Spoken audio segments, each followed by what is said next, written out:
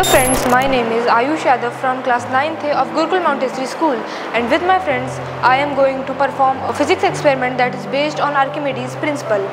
The main aim of this experiment is to establish the relation between the loss in the weight of solids when fully immersed in tap water. The apparatus we are using for this experiment is a clamp stand, a spring balance, a bob, a metal bob tied with a thread, a eureka can and a graduated measuring cylinder. The theory of this experiment is the Archimedes principle that states that when a body is fully immersed in water, it loses some weight, and that weight is equal to the amount of liquid displaced by that object.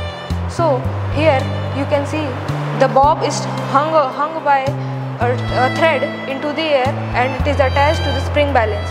It is weighing, you can clearly see it is weighing 0.6 newtons, and when we lose it and fully immerse it into the water, you can see some water is dripping out of the eureka can, and here you can see that there is some fluctuation in the weight of the body.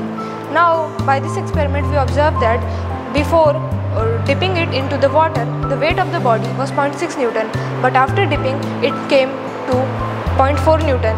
This shows that there is a loss of 0.2 Newtons of weight in the weight of the body, and that 0.2 Newtons of weight is also of the water that has been displaced by that metal bob. Thank you.